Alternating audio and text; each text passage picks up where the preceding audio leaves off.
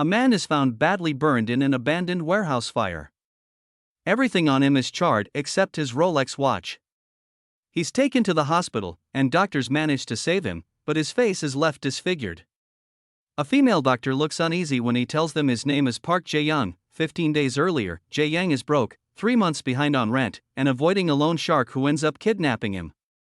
He's taken to a place where they harvest organs and is given 30 days to repay his debt or lose his organs. He returns to work, where his gullible co-worker Chang Seop complains about losing money after investing in the crypto that he recommended.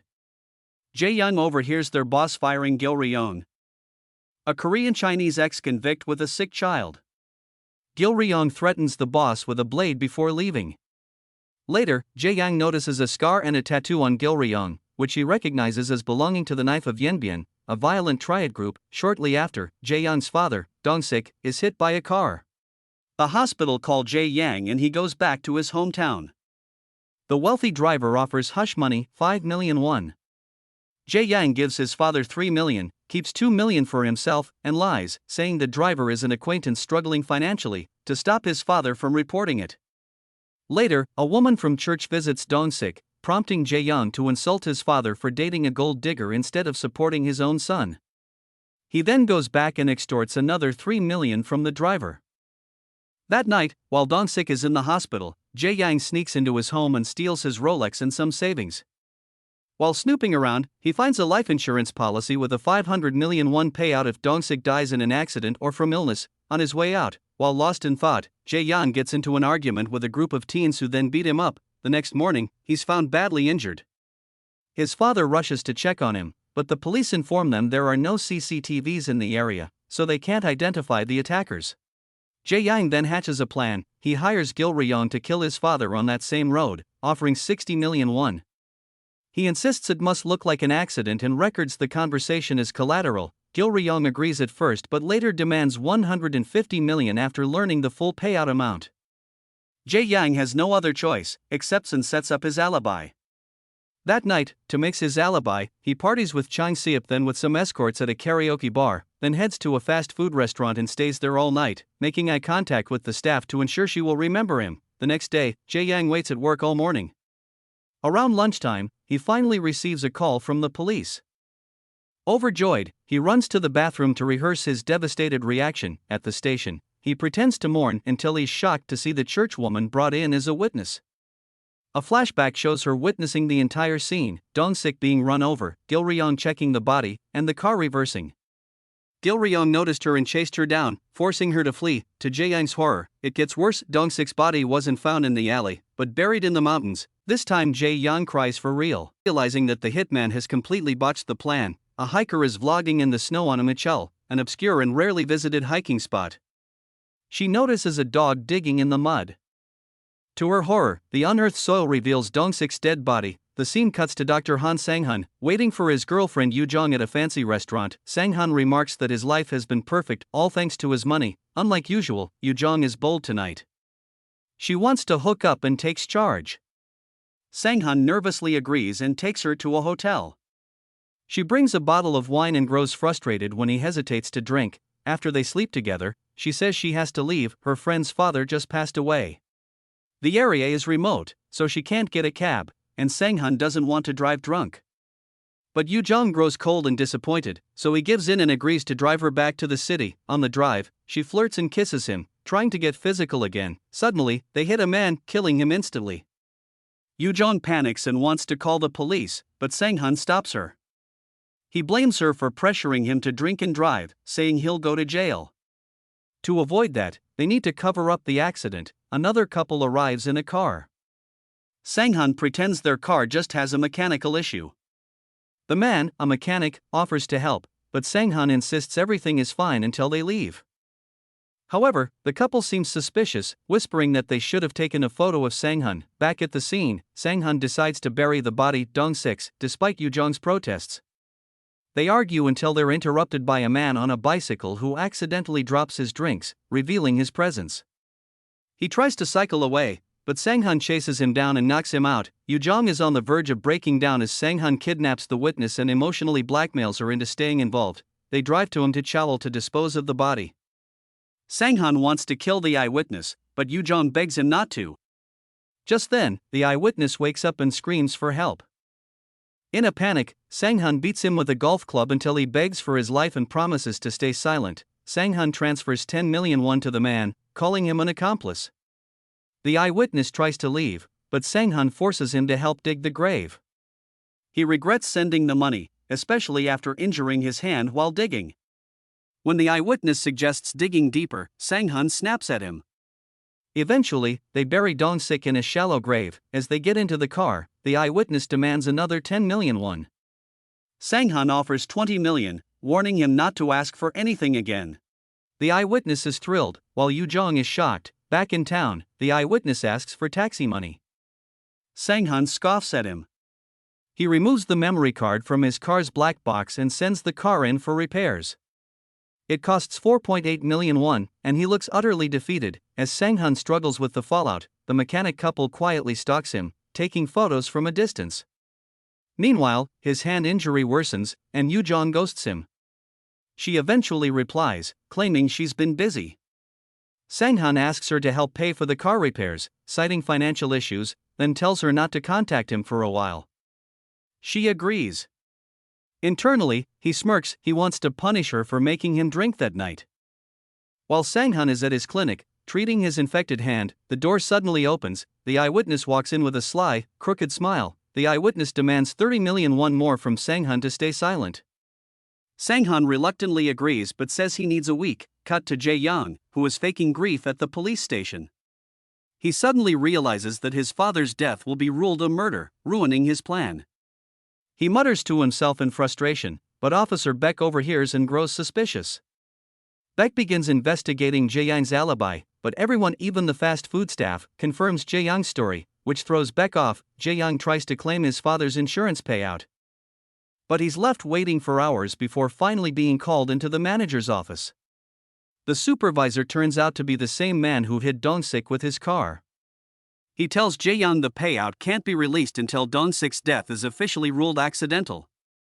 Jae-young awkwardly apologizes for blackmailing him earlier but leaves with no promises, and only 16 days left to clear his debt. Jae-young has no money for the funeral, so he takes money from the condolence donation box to pay the funeral home.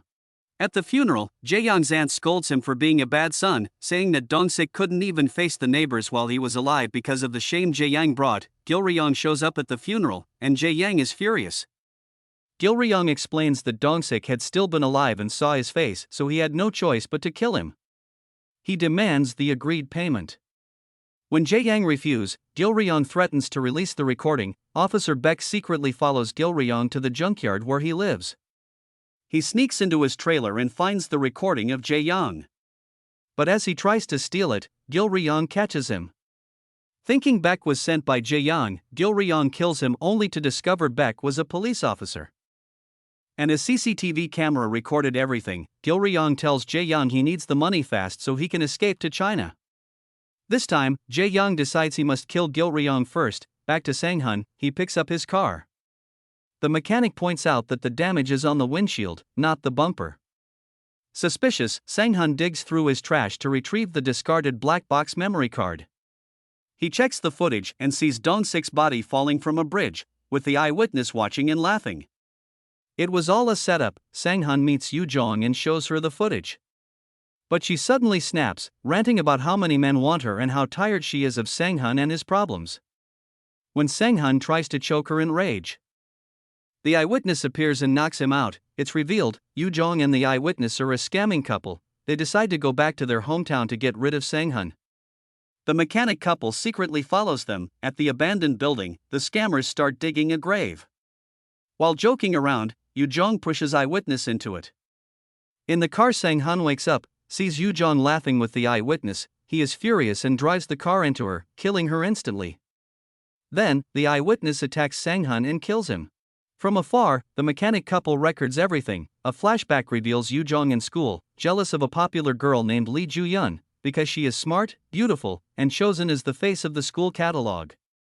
Out of spite, Yoo-jong sets Ju-yeon up on a fake blind date with a friend. No one could have imagined it would end in tragedy. Ju-yeon wakes up in an abandoned building, where she's assaulted by three masked boys. In the present, adult Ju-yeon wakes up from a nightmare and she's now the female doctor that treated Jae-yang at the beginning scene. At the hospital, Dr. Ju-yeon accidentally meets a middle-aged man named Hwang.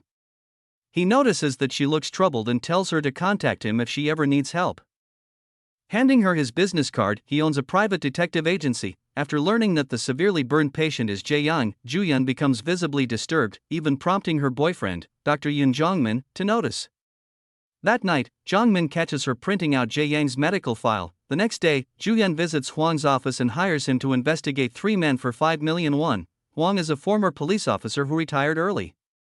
As Ju-yeon leaves, the mechanic stalkers appear. They're revealed to be Hwang's assistants. Hwang reaches out to Detective Kong, the lead investigator on the arson case.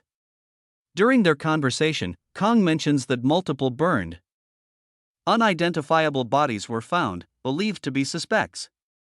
It's also revealed that Hwang is Kang's mentor, who took the fall for corrupt officers, which led to his early retirement. Kong gives Hwang the files on the 3 men Ju-yeon asked about and questions why Hwang is revisiting an old rape case. This surprises Hwang, who then learns that the 3 men, Park Jae-yang, Yoo Tae-jun, and Yang Yong-seon, were involved in a high school gang rape, with the victim being Lee Ju-yeon. A flashback shows Jae-yang asking Ju-yeon out through Yoo Jong. They hit it off, and Ju-yeon genuinely enjoys herself. But on the way home, 2 masked boys ambush them. Later at the police station, all 3 boys are brought in. Ju-yeon is confused, but the officer reveals that Jae-young orchestrated the fake kidnapping and was one of the boys who raped her. Hwang calls Ju-yeon with updates. Tae-jun was imprisoned for molesting a minor and later committed suicide in prison. Yeon-seon died from a drug overdose. Hwang comments that it must be karma. As for Jae-young, he's been living quietly in Paju, struggling to keep a job. Ju-yeon starts to think that the man in the hospital might not be the same Jae-young who hurt her, and she asks the nurse to administer morphine to ease his pain. However, the next day, Hwang informs her that Jae-yang is the sole survivor of the arson case. Ju-yeon is shocked, unsure of what to do. Meanwhile, the eyewitness is awake and laughing, pleased to have assumed a new identity. During a police interview, he claims he was kidnapped and tied up in the abandoned building, where 2 men argued about killing him. Then, someone poured gasoline on him and set him on fire. The police try to take his fingerprints to confirm his identity, but he shows his burned fingertips, making it impossible. They also mention that his aunt wants to visit, which visibly annoys him. After they leave, he calls for a doctor. Meanwhile, Ju-yeon fantasizes about killing him in his hospital room. In reality, he walks out after convincing her superior to discharge him. Stealing someone's clothes to escape, Ju-yeon chases after him into the elevator, where he claims he doesn't know her, only that she was his doctor. She's stunned, believing he's playing mind games. She later confronts him again as he gets into a taxi, accusing him of causing her nightmares. He laughs and calls her crazy before the taxi drives away. Cut back to that night. Eyewitness kills Sang-hun, steals his belongings, and drives off. Meanwhile, Sang-hun's pregnant wife, who had hired Hwang to investigate him, calls to rush him about the investigation. Later, Hwang's assistants arrive and show him the photos they took of Sang-hun with Yoo Jong. Hwang is satisfied until he scrolls to the part where eyewitness kills Sang-hun. 10 hours before the fire, Jae-yang asks Gil Ryong to meet him at a parking lot. Gil Ryong immediately secures a boat to China, planning to leave after getting the money. Just as he's about to leave, eyewitness shows up, greeting Gil Ryong like an old friend. A flashback reveals that they were cellmates 6 months ago. When eyewitness was released, he told Gil Ryong to call if he ever needed help. Yoo Jong, who turns out to be eyewitness's schoolmate, approaches him. She needs someone like him for her scams. A montage shows Yoo Jong seducing rich men while eyewitness blackmails them. Eventually, Yoo Jong meets Sang-hun for the first time. Just then, eyewitness receives a call from Gil Ryong, asking for help with Jae-yeon's life insurance con. Eyewitness helps Gil Ryong calculate the real payout and also recognizes Jae-young as a loser from school. That night, Dong-sik prays for his son, knowing he can't undo his past sins. A nun tries to console him. As he leaves, the woman from the church follows him with a birthday cake, a gift from their church group. But in the alley, eyewitness runs Dong-sik over twice. Gil Ryong checks on him just as the lady arrives and witnesses everything. She runs to call the police while Gil Ryong chases her. Panicking, eyewitness and Gil Ryong take Dong-sik, still alive, and drive away. Eyewitness freaks out, and Gil Ryong suffocates Dong-sik to finish the job. Now, the cause of death is asphyxiation, not the hit and run. But Gil Ryong still wants the insurance money. At that moment, Yujong calls eyewitness. She's already drugged Sang-hun, planning to scam him. Eyewitness comes up with a new idea and tells Gil Ryong that he'll take care of the body. Following eyewitness's instructions, Yujong wakes Sang-hun and distracts him while driving. At the overpass, eyewitness drops Dong-sik's body onto Sang-hun's car, making it look like a suicide. In the present, eyewitness tells Gil Ryong the whole story. Gil Ryong is annoyed by how messy the plan was, but eyewitness claims Sang-hun freaked out and ruined the burial. Still, Gil Ryong is determined to collect the money. Meanwhile, the police find Officer Beck's body and ID Gil Ryong through CCTV. Chief Park finds Dong-sik's photo and Gil Ryong's things. Elsewhere, Jae-young rehearses killing Gil Ryong in a parking lot. When Gil Ryong arrives, Jae-yang drives him away saying they are going to get the money. Eyewitness follows, frustrated that the payout is delayed. At a checkpoint, police are looking for eyewitness, not Gil Ryong, as suspects in Sang-hun and Yujong's murders. Realizing he's wanted, eyewitness abandons the car and runs. Jae-yang takes Gil Ryong to the abandoned building, pretending to retrieve money. He suddenly attacks with a hammer, but Gil Ryong had already seen Jae-yang practicing the murder. He knocks Jae-yang out and ties him up. Gil Ryong calls eyewitness, who soon arrives. They argue. Eyewitness thinks they can't escape. Then he realizes he has the same body type as Jae-yang. He kills Gil Ryong, takes Jae-yang's clothes and watch, and assumes his identity. When Jae-yang wakes up, he demands to be freed. Eyewitness laughs, claiming to now be Park Jae-yang. Desperate, Jae-yang promises to get the insurance payout in a month and give eyewitness the money, but eyewitness laughs and sets the place and everyone on fire. But as he leaves, a beam falls on him, and he gets stuck in the fire. In the present, Jong-min saw Ju-yeon confronting eyewitness in a taxi. He asks her, and she hints to him that she wants to kill him. Meanwhile, eyewitness arrives at Jae-yang's apartment, and the next day, he gets a call. The insurance payout is successful. But there's a twist. Dong-sik changed the beneficiary to the church. Ju-yeon pays Hwang to swap eyewitness's painkillers with fentanyl. Hwang slips the pills to eyewitness by bumping into him as he rushes to the church. At the church, eyewitness rants to a nun. He sees Ju-yeon and lashes out, takes a few fentanyl pills, and storms off. He doesn't understand why she keeps following him and tries to scare her off. He then tells her he is not the real Jae-yang, but she doesn't believe him. Because of the fentanyl, he collapses and Ju-yeon pulls out the scalpel and about to stab him. Jong-min arrives and begs her not to go through with it. After some brutal words from eyewitness, she beats him but walks away with Jong-min. That night, in Jae-yang's apartment, eyewitness sees Ju-yeon's high school magazine, triggering a memory. It turns out that young Yu-jong, jealous of Ju-yeon, wanted to hurt her. Eyewitness, just out of juvie, suggests she let male classmates assault Ju-yeon. The police analyze the abandoned building. They find it strange that eyewitness claimed to be tied to a chair but was found on the floor, while one of the corpses was tied up.